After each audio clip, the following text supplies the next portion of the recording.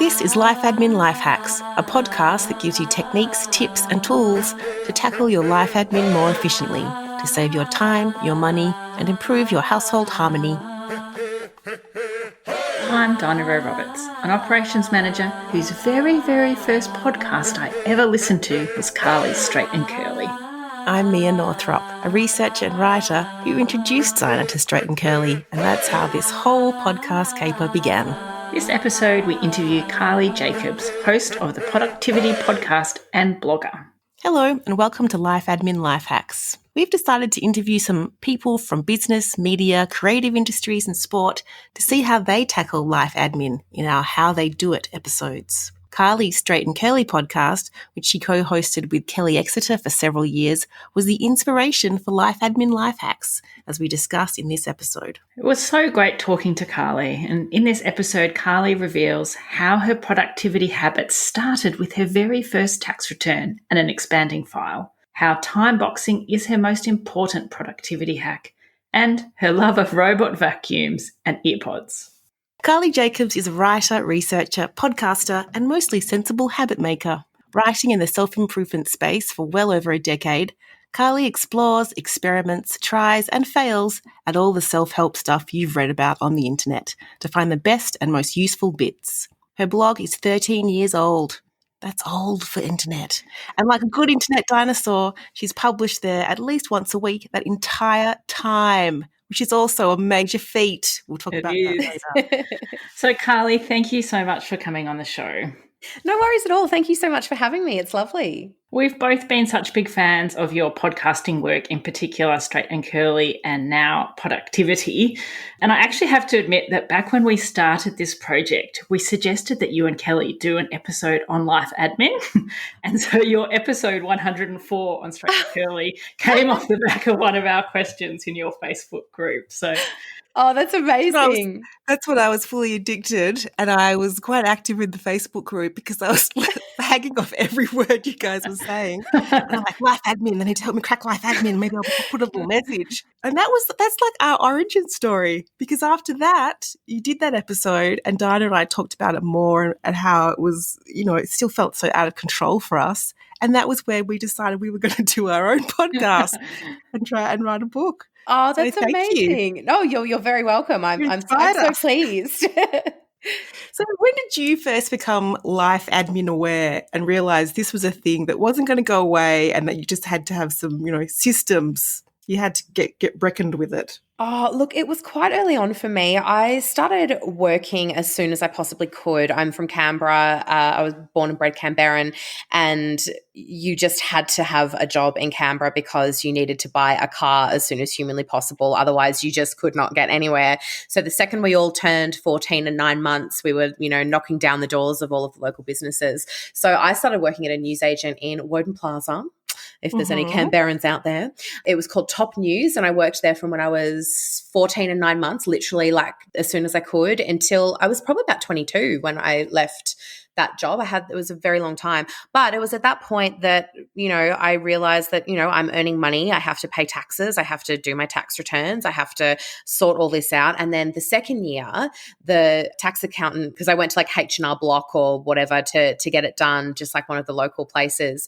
And the accountant was like, oh, well, I need your tax returns from last year. And I was like, I don't have them from last year. And then it was then that I realized I had to hold on to all of my tax returns. And so this was like a very steep learning curve. And then I just kind of fell in love with, filing and systems and figuring things out and having. You're one of us. You're one of us.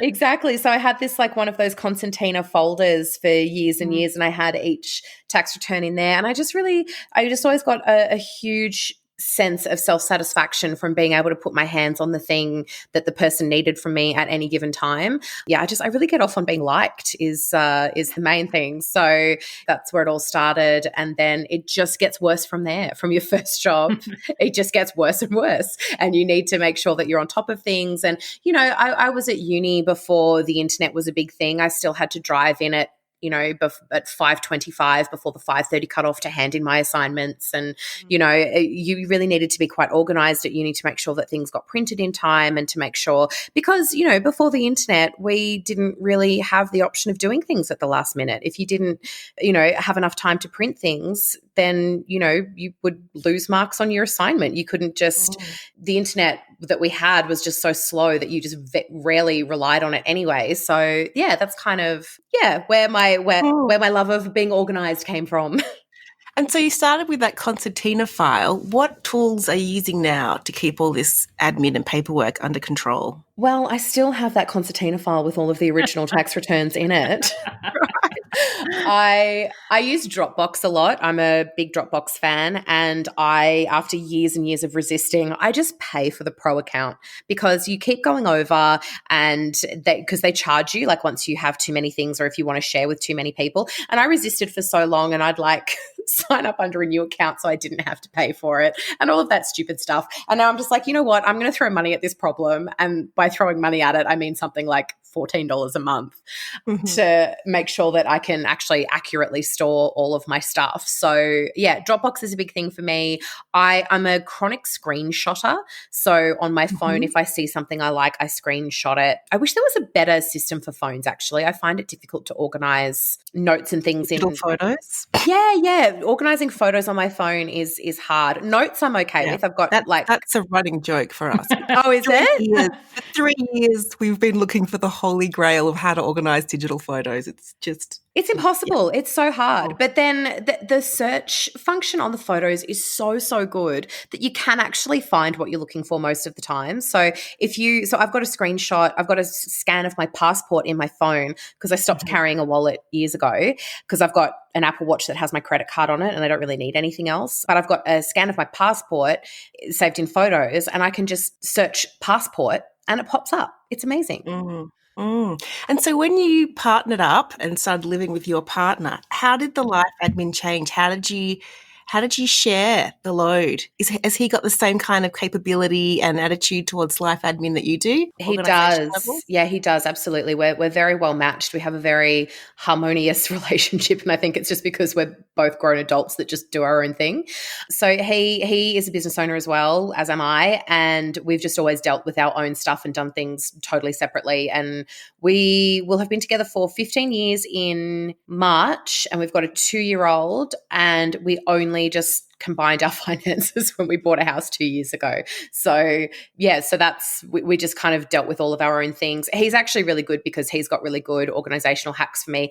I'm not actually very techie.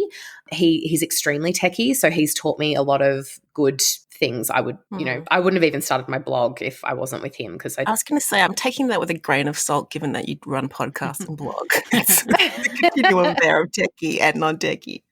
No, it's like I'm very bad at figuring out how to do things on my own. So literally all of the techie stuff that you see is literally a result of me going, Ben, how do I do this? Like in-house IT support. I love it. So. Yeah. For the first year that Kelly and I recorded, Ben plugged in my microphone for me every time I podcast. So when it does come to life admin for you, what's most important? You talked a little bit about most recently paying for Dropbox. Is it peace of mind? Is it saving money? Is it saving time, or is it household harmony? Look, for me, it's an equal tie between saving time and household harmony. I hate wasting time, and I hate people wasting my time. It's actually a massive problem for me. I get very, very annoyed about it. So anything that will help me be more efficient is right up there. Personally, in our family, we don't struggle much with household harmony, where my partner and I are generally quite harmonious. We get along really very well. We do have a 2-year-old though, so that is going to throw a mega spanner in the works several times a day. We do have this lovely kind of us versus her mentality though, so we're very much the team that is trying to manage her at any given time. And she's great, but we spend a lot of time prioritizing whatever is going to keep her in a good mood. So yes, that's wise with a 2-year-old. Yeah. I mean, she's great, but she's 2. Yeah, well, we've been there. We get it. Oh, God. How are your kids? I have a 9-year-old daughter and a 7-year-old son. And I have 12 and 13. So Oh, see, I I'm think on the other side. things are about to get harder for you, right? Yep, they've already Yeah. started. 13's very ugly. Oh no. See, that's the Oh. thing. Like, I look at people with 7 and 9-year-olds and I'm like, your life is so freaking sweet. I feel like that's the sweet spot. Like things are just about to go off the rail again, but you've just got, these lovely compliant little people who think you're the greatest human in the world. So we're hanging out for 7. Yeah. If I wasn't still traumatized by home learning during the pandemic, I'd be nodding. Yes, theory. Yes, right. Whew. When you have a kid, sometimes that is, of course, a point where friction can enter a relationship because suddenly there's this mental load of having to anticipate what the kid needs or the logistics around your child. And sometimes that isn't shared so fairly. How have you navigated that with Ben? Ben is a very evolved man, so that helps. He knows how to do things and does things without having to be asked to do them. Yeah, The unicorn. He's very much a unicorn. Yeah, but I knew that about Sorry, him. that was really sexist. I should have said that. I might scrub that out.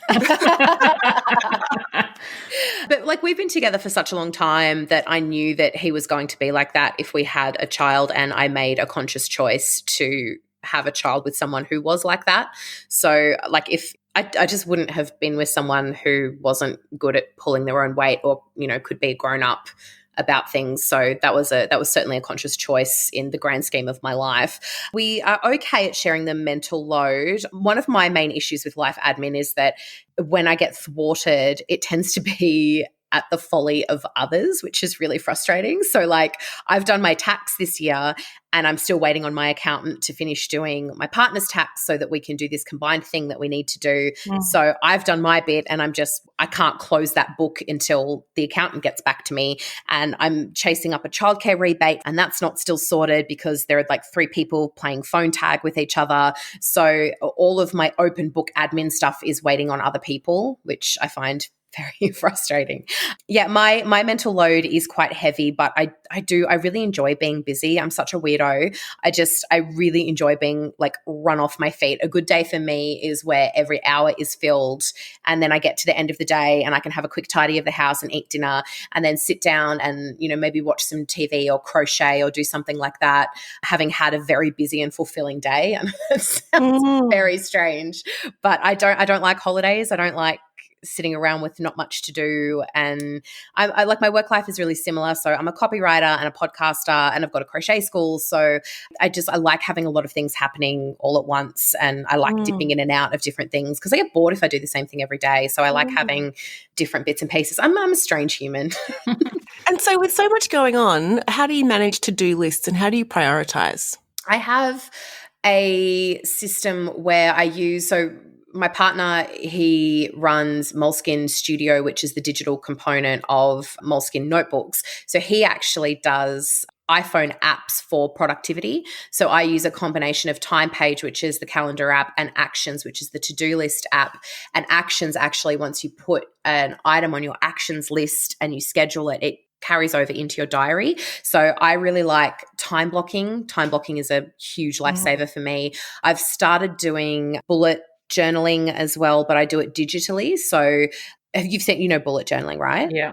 Did you try bullet journaling and then you were like, well, this is just a waste of time. Why does this take so long? I never went there. Just journaling generally. I just start fading out when I hear that term. Yeah, no, same. It was never my bag. But I liked the idea of bullet journaling because it was supposed to be a superior way of doing to-do lists and compartmentalizing many different areas of your life into one area. But I got stuck in a bit of a rabbit hole when I was researching bullet journaling, and there's this whole community out there of people. It's basically like bullet journaling but scrapbooking. So people do like stickers and make it look all pretty, and then they put it on Instagram. And I'm like, guys, can you just tell me how to do it and do it quickly so that I can get on with my life?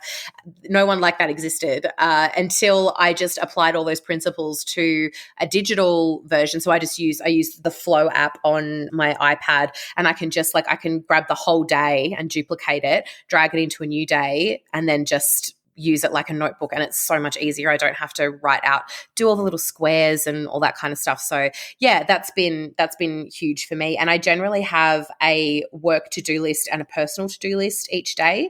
So I'll have write blog post in the morning, write sales page for such and such client, write email sequence for such and such client, and that's all color blocked and timed out in my day. And then I've got my personal one down the side where it'll be like, go to the gym in the morning, start dinner at 4 o'clock so that it's ready at such and such a time, or things like make sure to pack Harriet's swimmers in her daycare bag so that we can go to swimming afterwards. So all of those personal bits and pieces so that I don't forget go kind of down the side. That sounds really comprehensive. I think on Straight and Curly and Productivity, lots of the episodes have explored how to best use your time and how that helps you live a meaningful life and live authentically. That's a hard word. I know. Because your priorities are playing out in the way you structure your day. How would you say, what are your priorities and your values in terms of, because you really thought about how you're using each and every day. What are the priorities for you? Well, I find that a lot of people, particularly people who kind of lead a freer, less uptight existence than I do, often kind of ask me, do you have time for fun? And I absolutely do. And the reason why I do have time for fun is because I spend my life so scheduled. It sounds totally counterintuitive and counterproductive, but what I really enjoy is sitting down at the end of the day in a clean house, having done all the things that I needed to do, clean sheets on the bed, and then I just get to sit and do something I really want to do, like, as I said before, crochet or knit or, do something creative or read or, watch something like that. And I do not like doing those things if there's unfinished other stuff that I haven't done during the day. And I also really like, we live on a property in northeast Victoria, and we have a lot of people come and visit us. And when they come and visit us on the weekends, I want to cook them dinner and sit around and drink wine and have chats and let the kids play outside. And I want to sit there and be completely immersed in that moment without worrying that I didn't do my taxes this week, or without worrying that, there's enough food in the fridge, or without worrying that, I forgot to enroll Harriet in daycare again next week. I know that sounds really, I mean, like, so what Kelly always said is that, hang on, I can't even remember the quote properly. It's I'm totally messing this one up. It's something about outer calm, inner order. Yeah, that one. Yeah, that one.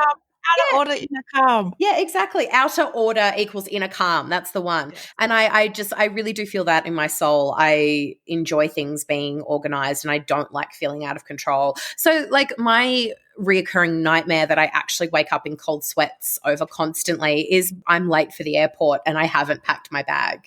So the taxi's outside and they're beeping and I need to get in the taxi and I haven't even packed and I'm going overseas and I don't know where my passport is. And that is my worst nightmare. Yeah. It's hard being me. I can't stand being late for aeroplanes either, so I share that same challenge. Like, I showed up before both of you to record this podcast. That's true.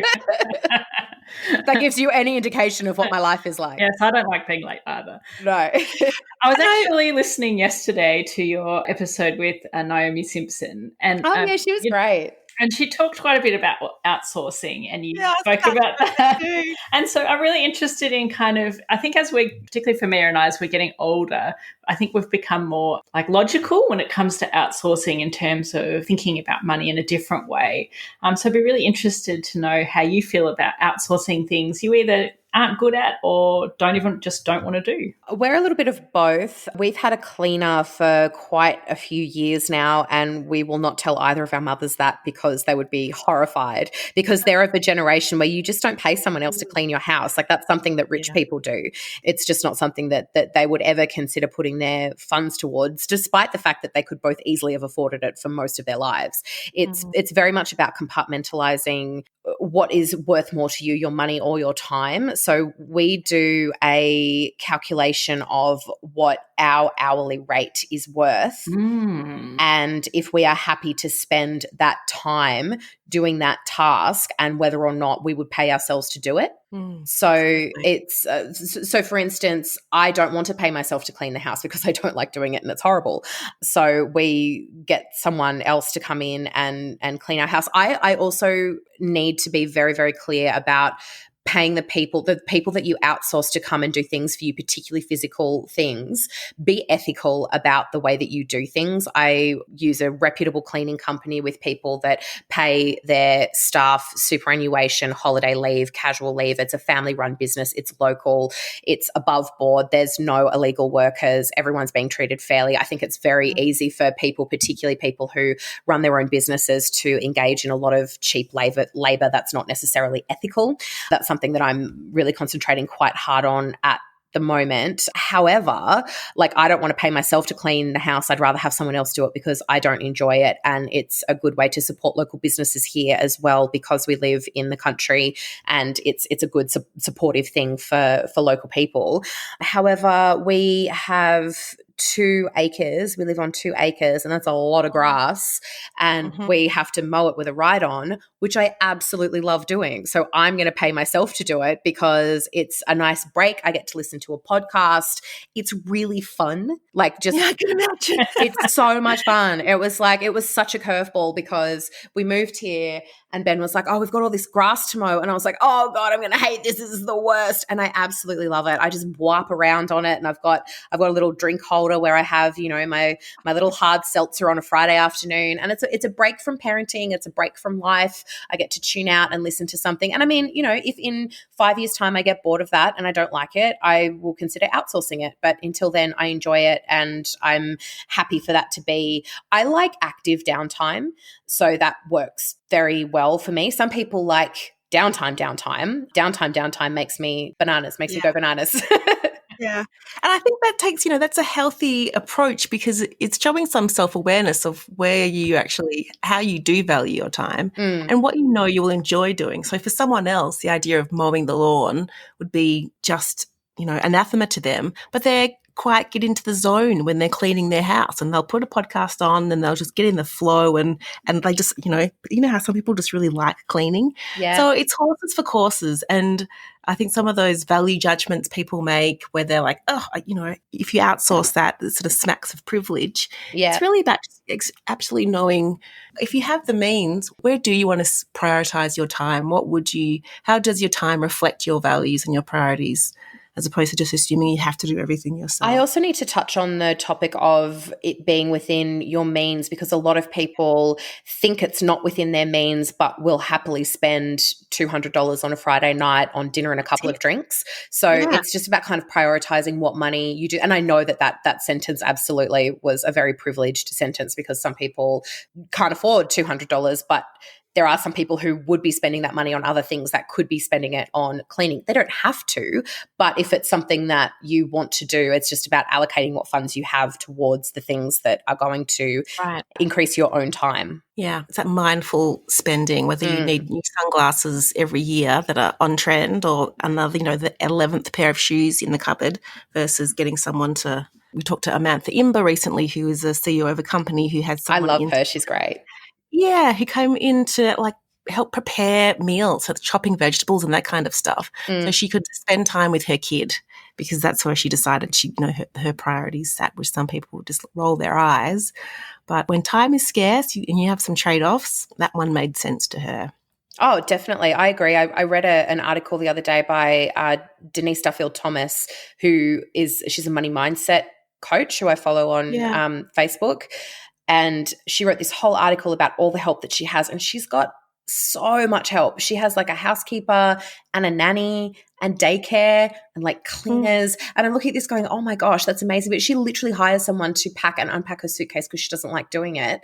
And it sounds so next level privilege, just how do you even afford that? But she's just like, well, I'm good at this particular thing in my work and that's the only thing I want to do. And I pay people to do everything else. And it seems to be working for us. So I think when you're a freelancer and a business owner, it's easier to do the math in your head.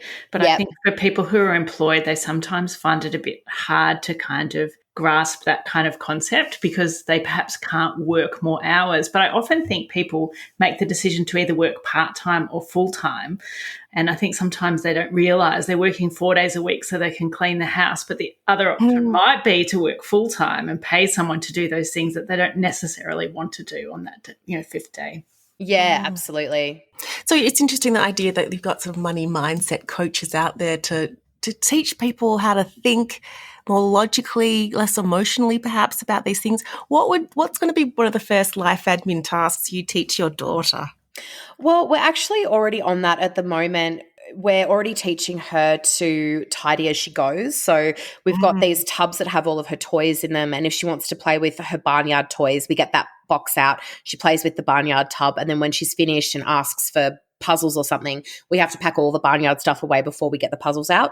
So that's just something that we're working on with her at the moment. She's at a very malleable age, though. So I'm sure there are people at home going, oh, yeah, it's easy to get a 2-year-old to do stuff because everything's brand new and they love it. And that is absolutely true. I'm 100% ready for her to tell me to go stick it in a couple of years' time when I try to get her to unstack the dishwasher. But I definitely think it's worth it, though, because like my kids make their own school lunches and people think that's, that I'm quite harsh. And I'm like, why wouldn't they? Like, he's 12. He's very capable of making his own school lunch, and people are worried about what he might put in it. And I'm like, he won't die.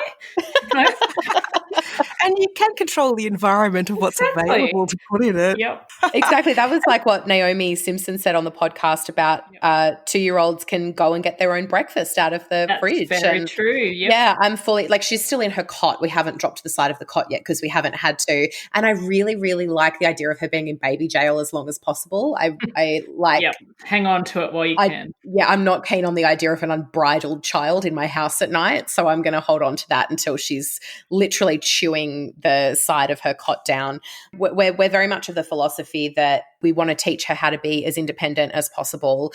And we've done that basically from birth. And at the moment, it's a huge mistake because we've got a very headstrong 2-year-old who literally wants to do everything on her own. But we're hoping that this is going to result in a 12-year-old who makes her own lunches. So we're in for the long haul on this one. Great. You've talked quite a lot about some of the life admin tasks that sound like they actually energize you, but do you have any areas of life admin that are like your pet peeves? I hate doing my tax. I hate it so much. Mia does too. I just hate it, guys. Like I get so angry and then I put it off and I put it off. And because I'm not a procrastinator, I'm really, really good at getting things done. And it just feels like a personal failing every time I have to do my taxes because I just put it off and then I procrastinate. And it's always quicker than I think it's going to be. And then that makes me hate myself even more. So I think my relationship with doing my taxes is emotional. And I think I need some therapy over it. It's just I can't hack the mainframe of that one. And I'm not actually terrible at numbers. You'd think I would be because I'm a writer, and a lot of writers are like, oh no, numbers are terrible. I don't suck at maths. But for some reason, taxes just do my head in. And I hate doing floors.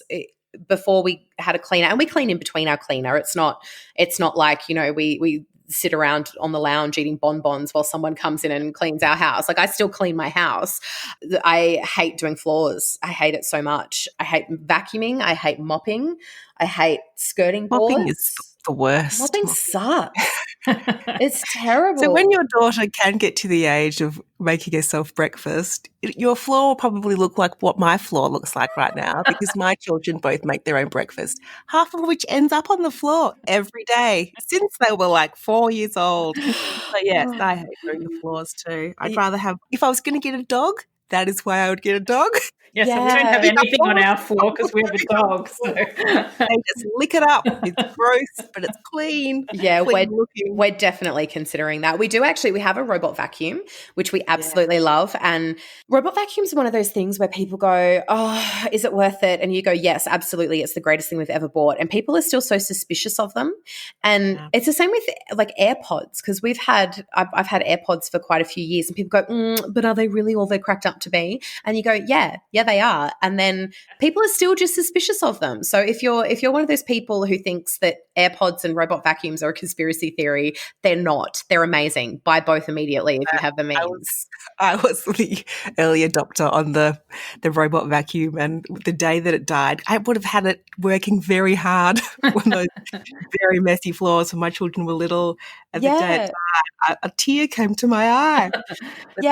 Ours broke and we had to replace it. And so we had what's the original one called? Roomba. Roomba. So we had a Roomba originally, and then he knocked a glass of water on his own head and died. But we'd had him for 7 years anyway, and he was on the way out. And then we replaced it with a Robo Rock. I don't know the names of anything. Sorry, guys. I'm a terrible recommender. And so we've had him, and he's fantastic. We really want to get a scuba, like the mopping one. Yes, I've seen those. I'm interested in that one too. Yeah. Vacuum and then mop. Listeners, they vacuum and then they mop. Yeah. Wow. That's one kind of outsourcing in itself. Yeah, it's really good. And we just do that in between the cleaner, and I don't have to touch my own floors ever now. So it's great. What's one admin life hack you wish someone had told you earlier in your life? Time blocking. That's a huge one. So actually block out the time in your diary for when you're going to do certain things. As I said before, I've been doing my bullet journal in Flow, so it's digital, and I just time block my days, and it's been such a time saver. Another thing that I really love is asking yourself when you're going to do something rather than deciding if you're going to do something. So I exercise at least 4 mornings a week during the week, so Monday to Friday. And I've done it for so many years now that I don't even think about it. I just set my alarm and I get up in the morning and I go.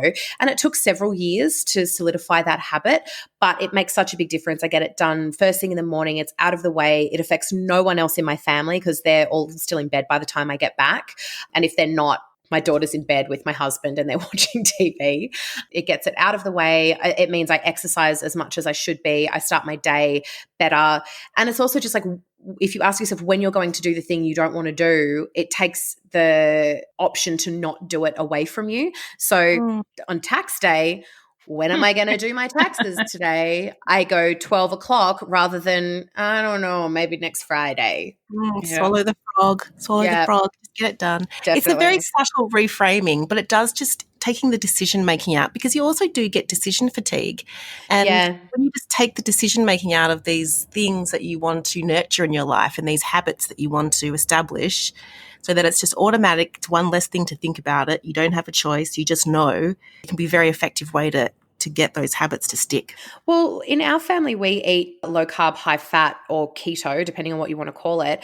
I do it for weight maintenance, and my husband does it just for clarity. Like, he just feels better and doesn't get hungry all the time and just generally feels better. We both feel better on keto and have been doing it for, 2 or 3 years now, and we both really, really like it. And I've actually found one of the biggest benefits of keto is that it's such a small range of food that you eat. So you basically eat, meat, vegetables, cheese, dairy. It makes shopping so much easier. It makes meal planning so much easier. You're not sitting there trying to decide which pasta you're going to get because you're just not eating pasta. So you just don't even have to make that decision. Yeah, it's been such a weird thing. And I'm not promoting keto diet at all. I'm not telling people that they need to lose weight, that this is not a discussion about diet. It's a discussion about a decision that we made years ago that made us feel very good. And a byproduct of that has been really time saving because we just buy the same stuff every week and there's no decision fatigue over. Because I've got a really close mate of mine who loves cooking and she likes giving time to cooking, but also she doesn't like making the same thing more than once. So she's constantly looking at recipes and meal planning and shopping and all this kind of stuff. That's my nightmare. That's my personal nightmare. Well, that's the thing. And like sometimes she gets annoyed by it and will be like, oh no, the dinner that I cooked tonight took 2 hours instead of 45 minutes. And I'm just like, oh my God, I would be so mad if I had to spend 2 hours cooking every night. Like that would just drive me up the wall. I mean, honestly, do what you want to do with your time. And if you enjoy cooking, obviously go there. But if you don't enjoy cooking, consider going keto because it just is such a time saver. Well, it's that paradox of choice where when you have too many choices, it actually becomes stressful and confusing in itself. Yeah. And so limiting choice is actually much more worthwhile. Yeah, so, like Steve Jobs wearing the same thing every day. Yeah.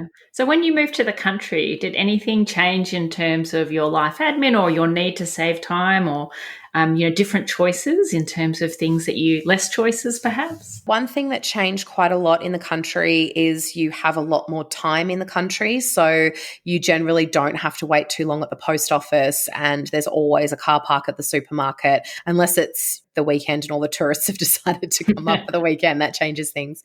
There's hardly any traffic. Everything is just a lot it's a lot easier. Life is a lot easier. We were living in Brunswick, and sometimes it could take us 30 minutes to get from one side of Brunswick to the other in Melbourne in bad traffic just to go to one shop. We need to plan a bit more here because our nearest big centre is 45 minutes away. So there's no ducking to Big W or ducking to Kmart. Our local small town, I live really close to Beechworth, so I'm only 10 minutes away from Beechworth, and it's got everything we need there, which is great. Yeah, we have absolutely no regrets about moving to the country, and we have more time. I know that sounds crazy because we moved here when we had a kid, and who gets more time when they have a kid? But yeah, for some reason, everything was just a lot easier and quicker. And little things like we have a local post office that's run by volunteers, and sometimes if you can't go in to get your mail, if you know the person who's working, they'll just bring your mail over to you.